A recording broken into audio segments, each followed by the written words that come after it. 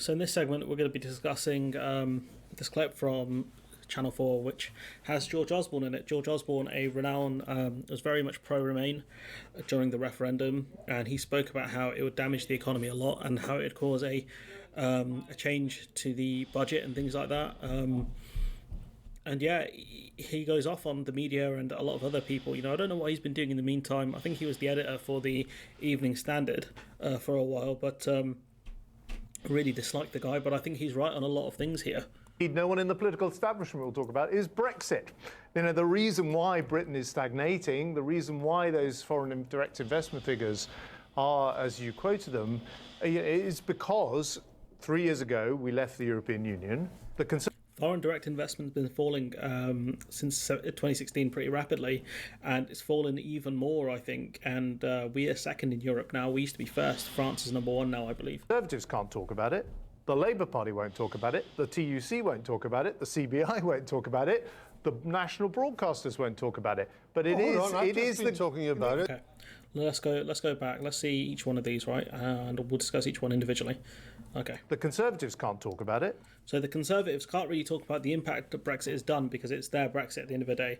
Their party ran on it in 2019. For them to somehow turn against Brexit wouldn't make any sense, given the fact that the Rishi Sunak claimed he was an ardent Brexiteer. That was one of the things he used to really push himself during the leadership contest, whilst Liz Truss was a Remainer. So he's right. The Conservatives, for the most part, won't talk about it. All they'll do is talk about all the Brexit opportunities that are non-existent. The Labour Party won't talk about it. So the Labour Party won't talk about it because they're trying to court, people in the north in the swing seats, and they've defined it as mortgage ban, someone who's pro-Brexit, doesn't want any alignment with the EU. So the Labour Party barely talk about it purely because of politicking reasons, and that's why they've gone for their kind of half measure of alignment and things like that. Some of the stuff is good. There are those people who say, why don't the Labour Party just say we will rejoin the single market? It's not that easy. And it might not even be possible in a lot of ways without joining EFTA or the EU as a full EU member. That's something I'll talk about in a different video. But yeah, Labour won't talk about it. The TUC, who I think the biggest trade union in the UK, they won't discuss it for some reason. The CBI, now the CBI is interesting because they were against Brexit, but what happened was, I think the head of the CBI, he wants to get the ear of the Tory party, so he's reducing, talking about the impact of Brexit and things like that, because he wants to be closer to the government, so he can actually discuss stuff with them more easily. But I think he's making a big mistake. But the way he wants to play it, it's up to him. The TUC won't talk about it. The CBI won't talk about it.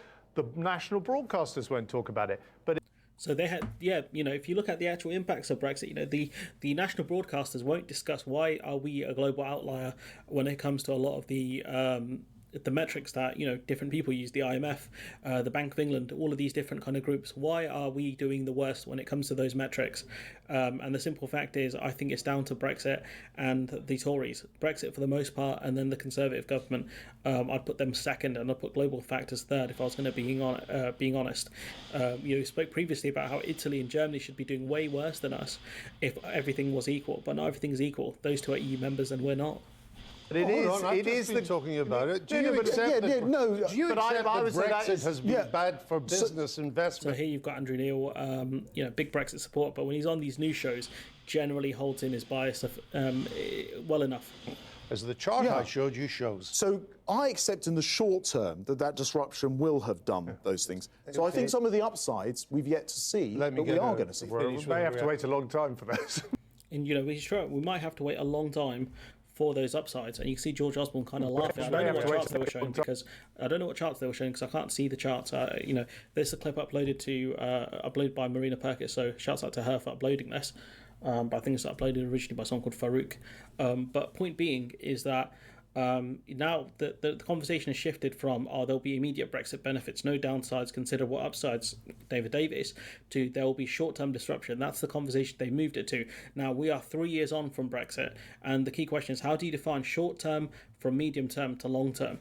Because for me, personally, I think anything below 4 years, you could argue is short-term, right? I'll give you a pass on that. Anything after 4 years is definitely medium-term, and we are 3 years on now from Brexit.